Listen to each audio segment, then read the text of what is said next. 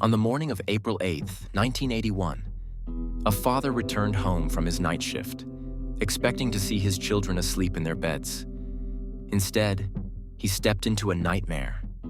His son lay lifeless in a pool of blood, and his daughter was barely clinging to life.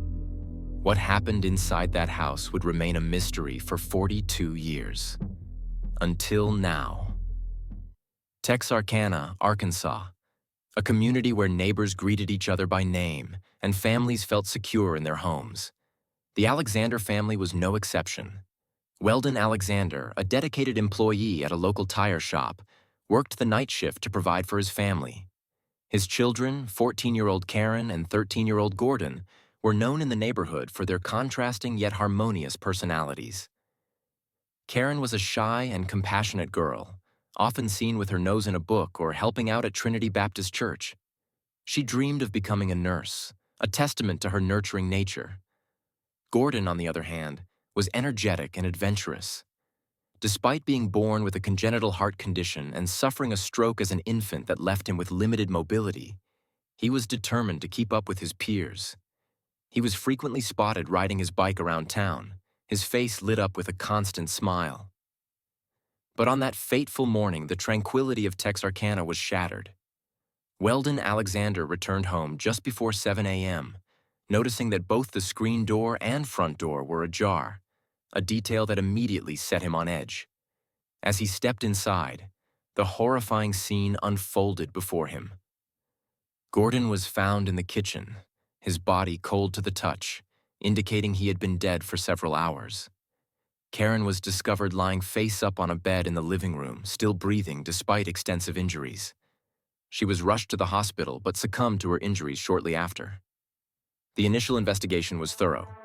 Detectives combed through evidence, interviewed neighbors, and even arrested Henry Lee Lucas, a drifter who had confessed to numerous unsolved homicides across the country. Lucas claimed responsibility for the Alexander siblings' murders, but his confession lacked sufficient forensic, physical, or circumstantial evidence to prove his guilt. As a result, no charges were filed, and the case went cold.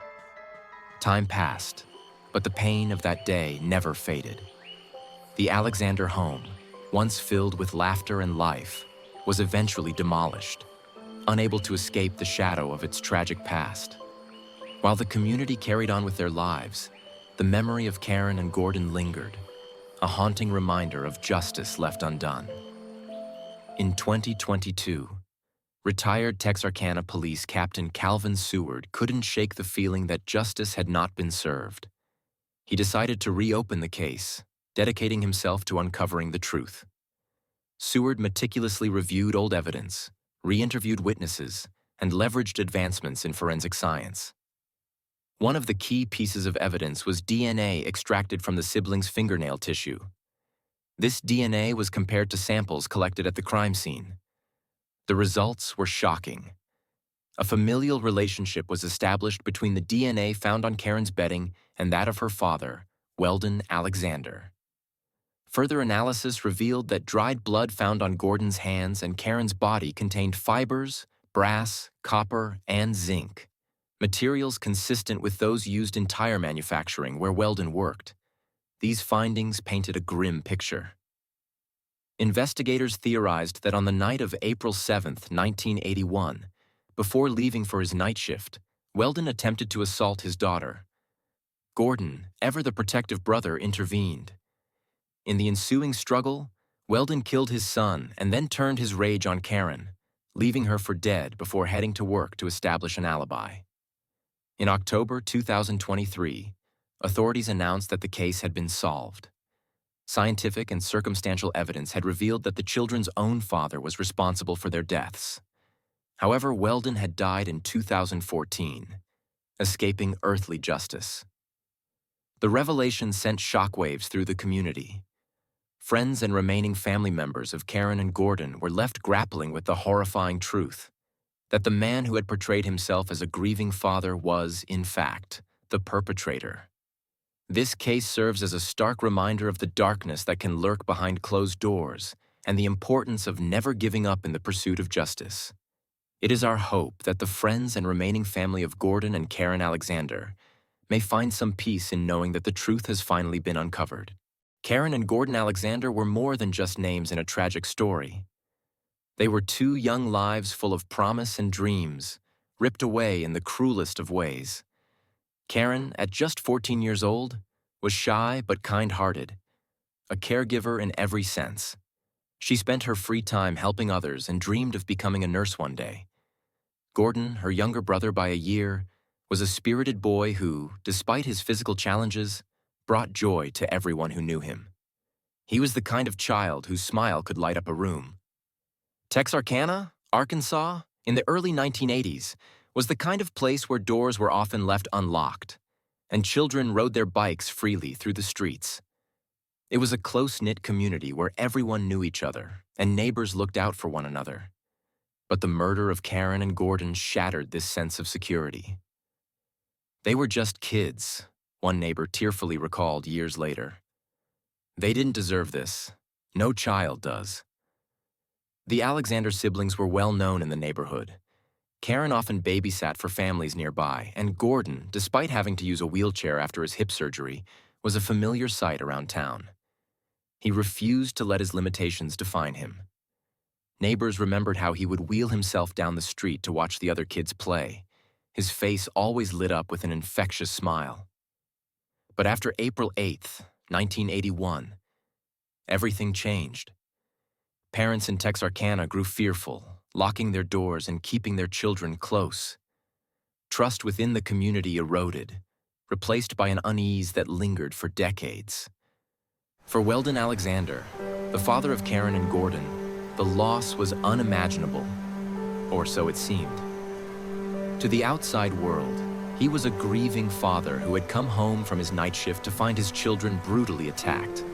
He participated in the funerals, stood by while investigators combed through every inch of the house, and maintained an outward composure that many in the community saw as strength. But not everyone was convinced. He just didn't act like a man who lost his children, another neighbor later said. It was almost unsettling, like he was too calm. At the time, the police were desperate for answers. Texarkana wasn't used to violence of this nature.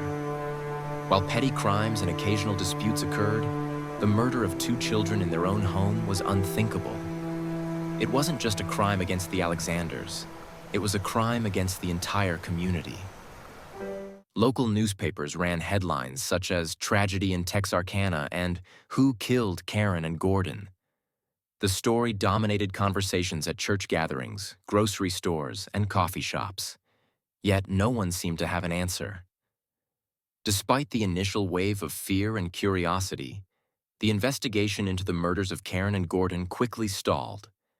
With no witnesses and only limited forensic capabilities available at the time, police had little to go on. Their focus shifted to Weldon Alexander, the father, but with an alibi firmly in place. He had been working the night shift when the murders occurred. They had no choice but to rule him out. For the community, this was both a relief and a source of frustration. If the father didn't do it, then who could have committed such a heinous act? As time moved forward, the case began to fade from the headlines. But for those closest to the Alexanders, the scars remained. Teachers at College Hill Elementary School, where Karen and Gordon attended, spoke about how the empty desks in their classrooms were a constant reminder of the loss. Friends of the siblings struggled to comprehend the violence that had taken their companions away. One classmate of Gordon's recalled, "He was the sweetest kid.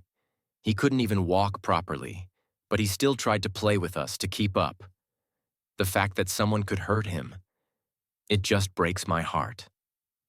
The Alexanders Church held a special service in honor of Karen and Gordon, with the pastor delivering a heartfelt sermon about the fragility of life and the importance of justice.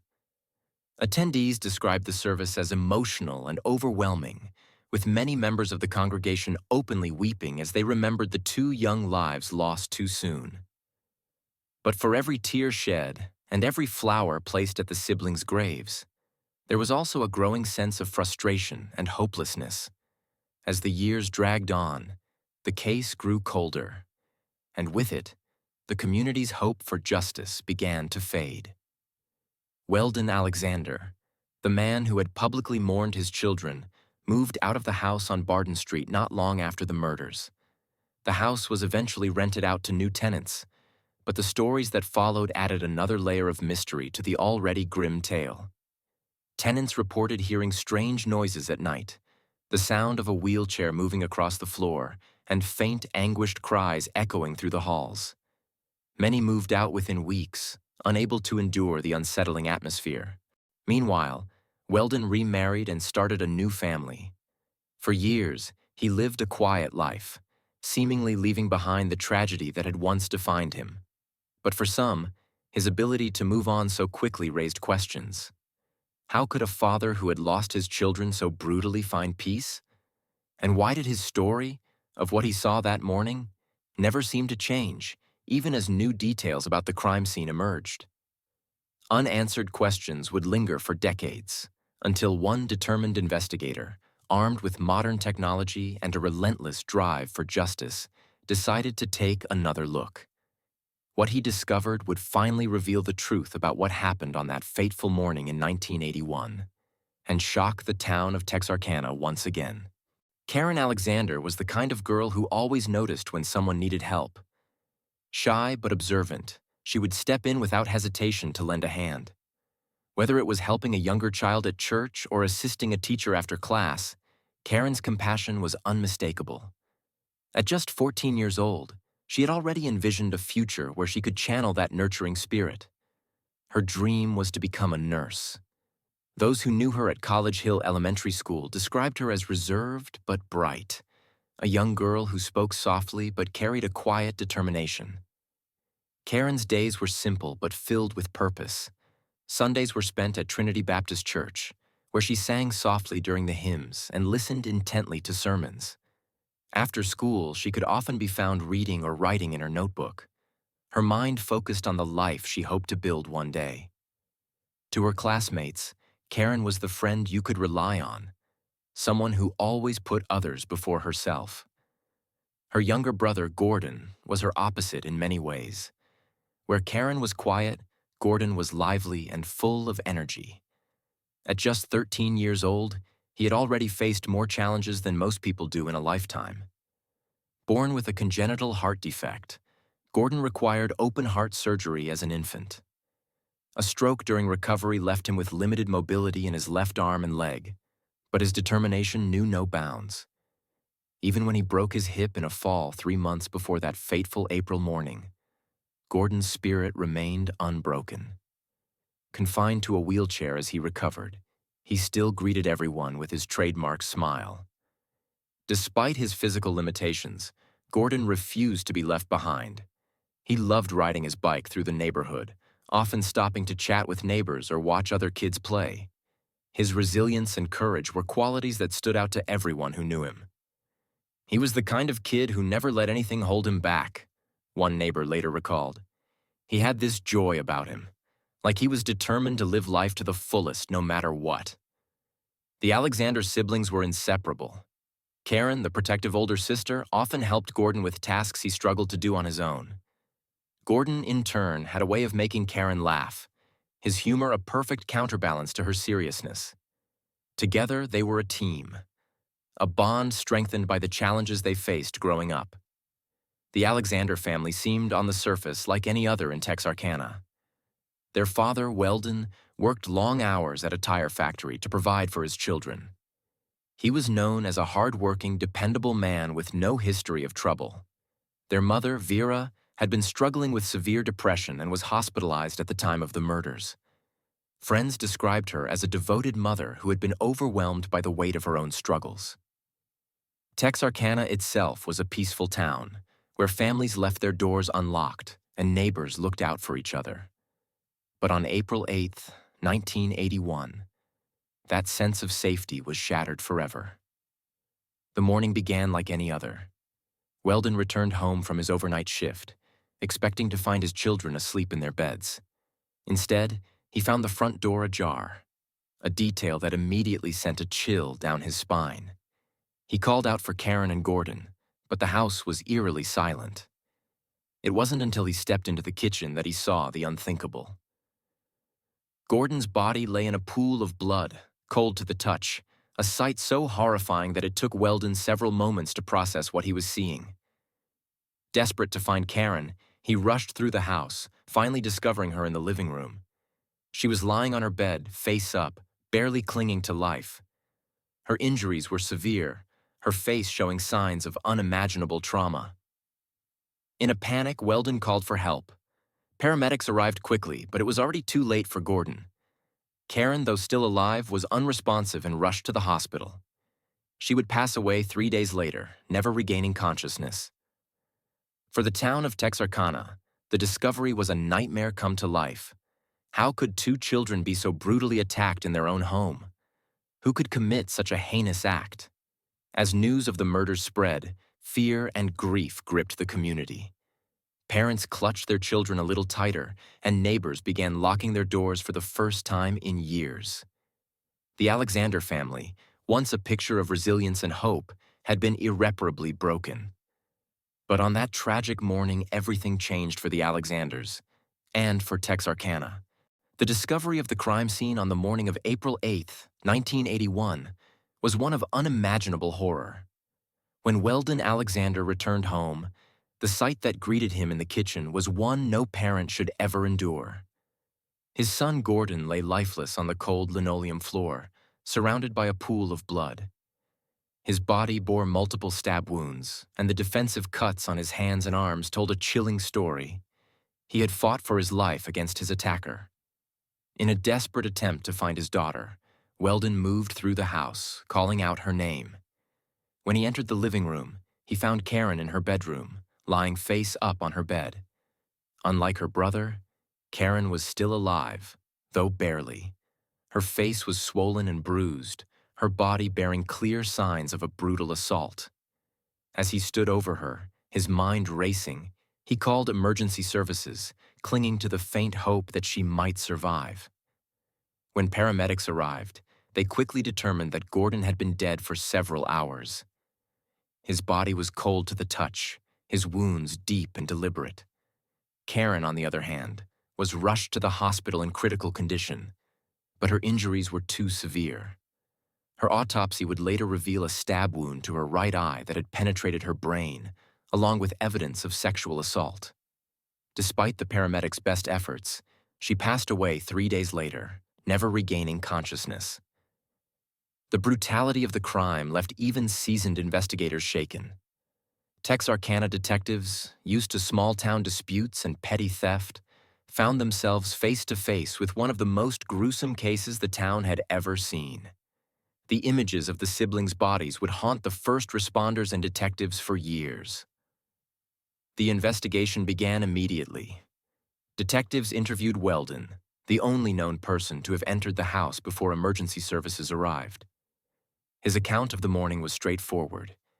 He had returned from work, found the door ajar, and discovered the horrifying scene. Weldon claimed to have panicked and picked up a butter knife from the floor, a detail that would later complicate the investigation, as his fingerprints were now on the murder weapon. The detectives initially turned their attention to Vera Alexander, the children's mother, who was known to have been struggling with severe depression. At the time of the murders, however, Vera was hospitalized in the psychiatric ward of Wadley Hospital, making it impossible for her to have been involved. Despite whispers in the community about potential familial issues, Vera was quickly ruled out as a suspect. When detectives expanded their search for answers, they hit an immediate roadblock. Neighbors reported hearing nothing unusual the night before. No sounds of a struggle, no suspicious vehicles, and no strangers seen entering or leaving the house. It was as if the killer had slipped in and out without a trace. Investigators scoured the scene for evidence, but the forensic tools of the early 1980s were limited. Blood was collected, fingerprints were taken, and fibers were gathered, but without DNA testing or advanced technology, the evidence offered little clarity. As days turned into weeks, the case grew more frustrating for the investigators. Then a name surfaced that brought a glimmer of hope: Henry Lee Lucas. Lucas, a drifter with a history of violence and a penchant for shocking confessions, had already claimed responsibility for numerous unsolved murders across the country. When he confessed to the killings of Karen and Gordon Alexander, detectives were inclined to believe him. His description of the crime scene was disturbingly accurate, down to the positioning of the bodies and the injuries inflicted on the siblings. But Lucas's confession would soon unravel under scrutiny. Investigators discovered that on the night of the murders, Lucas had been working in Florida, hundreds of miles away from Texarkana. The details he had provided were likely gleaned from news reports and crime scene photos, a pattern he had used in other fabricated confessions. With no physical evidence tying Lucas to the scene, the investigation stalled once again, and the Alexander murders were added to the growing list of cold cases in Texarkana. For decades, the Alexander case remained unsolved. The files gathered dust in storage, and the town of Texarkana moved on as best it could. But for those who knew Karen and Gordon, the lack of justice was a wound that never healed. It wasn't until 2022, more than 40 years after that fateful morning, that the case was given a second chance. Retired Captain Calvin Seward, one of the original detectives assigned to the case, could never forget the faces of Karen and Gordon Alexander. Even in retirement, their photos hung above his desk as a constant reminder of the work left unfinished. Seward's determination to solve the case led him to request a re-examination of the evidence, now with the benefit of modern forensic technology. Advances in DNA testing allowed investigators to revisit samples collected from the crime scene, including scrapings from under the victim's fingernails and biological evidence found on Karen's bedding. The results were shocking. The DNA matched a close familial relationship to the victims. The killer wasn't a drifter or an outsider. It was their father, Weldon Alexander. Further analysis revealed fibers, along with traces of brass, copper, and zinc on the bodies of Karen and Gordon, materials consistent with those found at Weldon's workplace. Combined with his own admission of handling the butter knife, the evidence painted a damning picture. The man who had cried for justice for his children was, in fact, their killer. The discovery shocked those who had known the Alexanders. To the outside world, Weldon had appeared as a grieving father, a man broken by the loss of his children. But in truth, he had been hiding a dark secret for decades.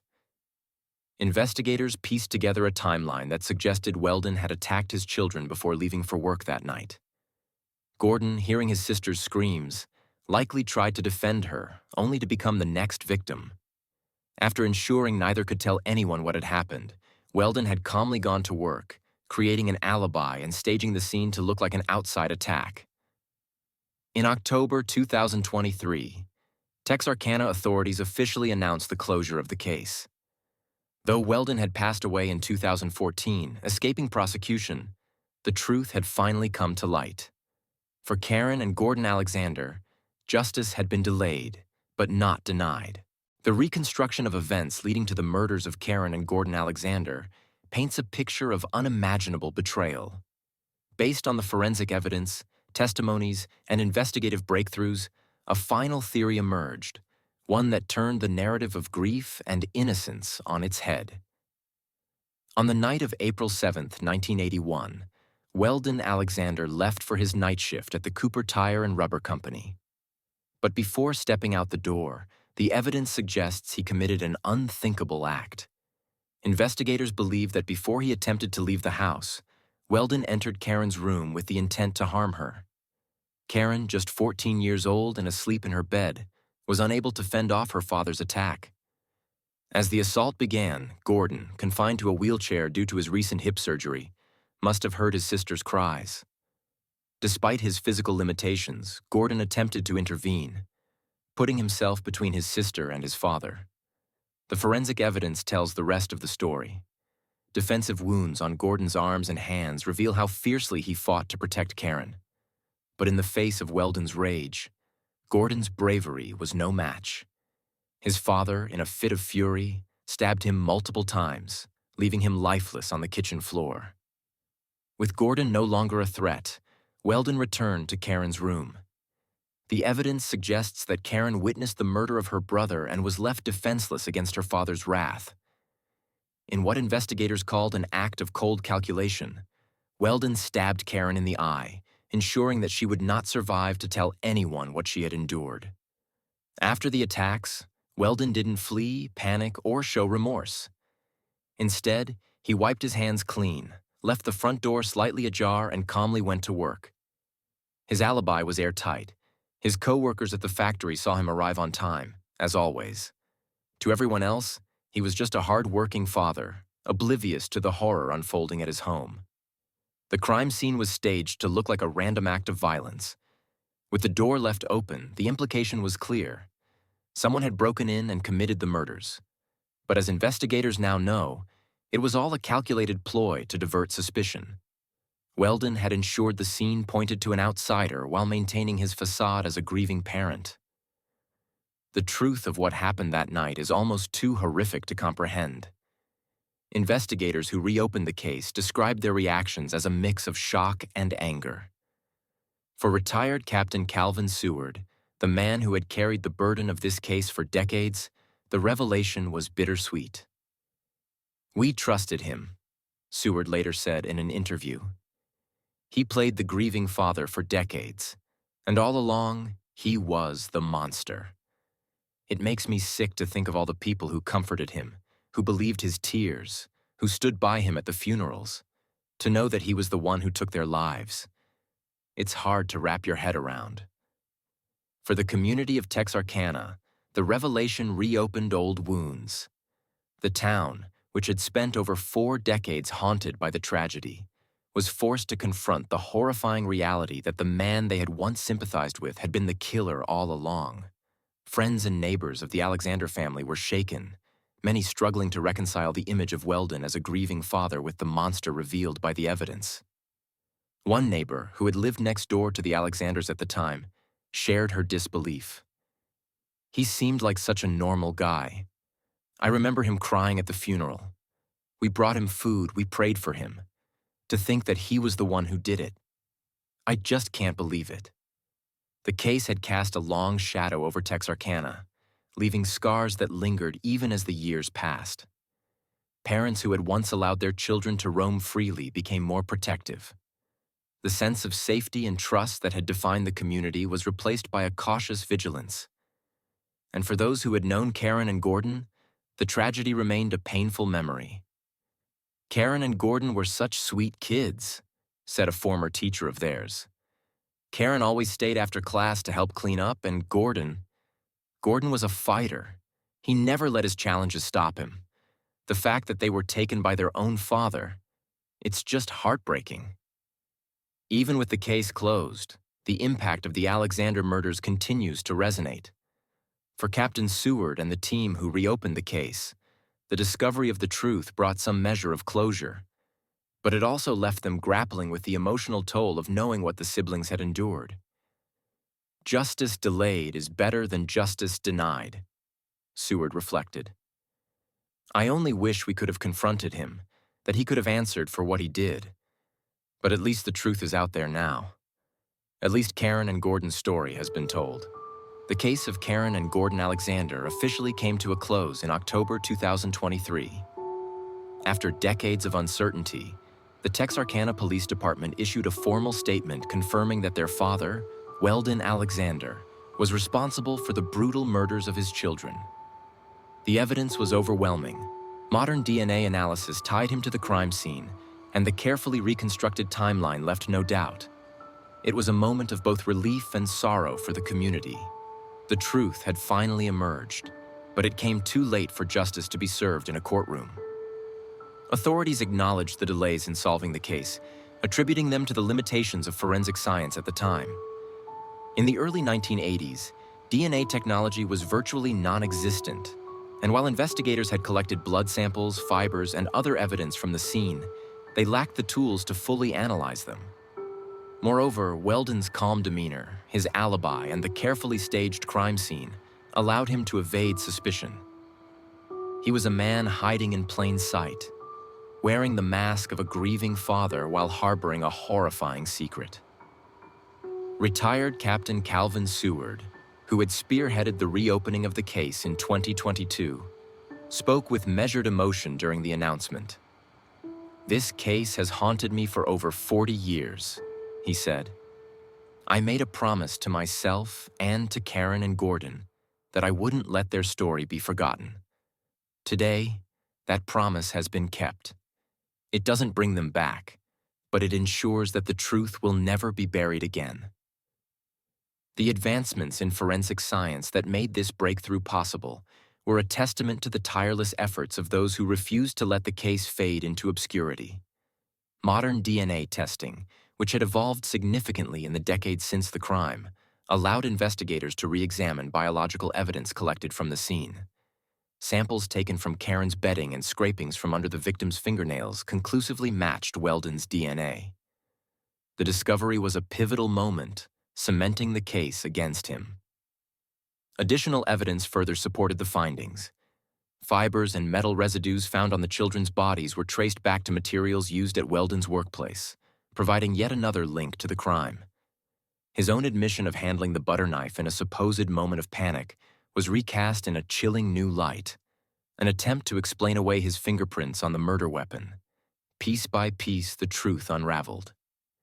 For the town of Texarkana, the resolution of the case brought mixed emotions.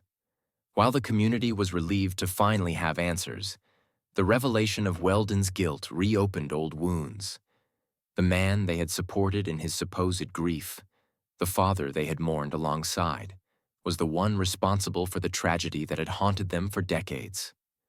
For many, it was a betrayal too painful to comprehend. One neighbor, who had lived next door to the Alexanders at the time, shared her disbelief.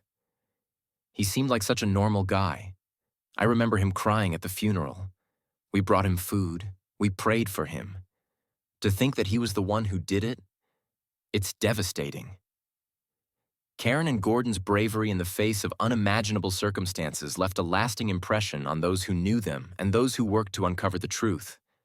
Gordon's defensive wounds revealed his valiant attempt to protect his sister, even as he faced an attacker who should have been his protector. Karen's resilience in her final moments was a testament to her strength and courage.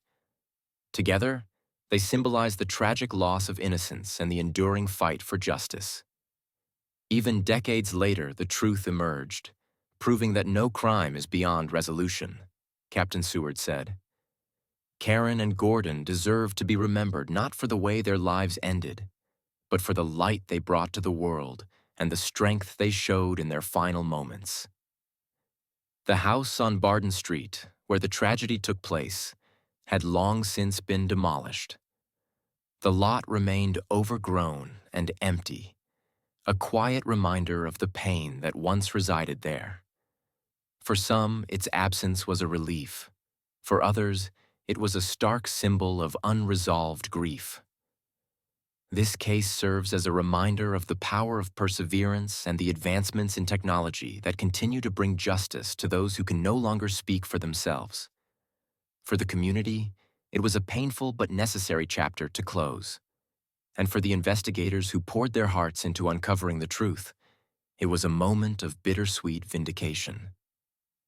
As the story of Karen and Gordon Alexander draws to an end, it leaves behind a legacy of courage, resilience, and the importance of truth.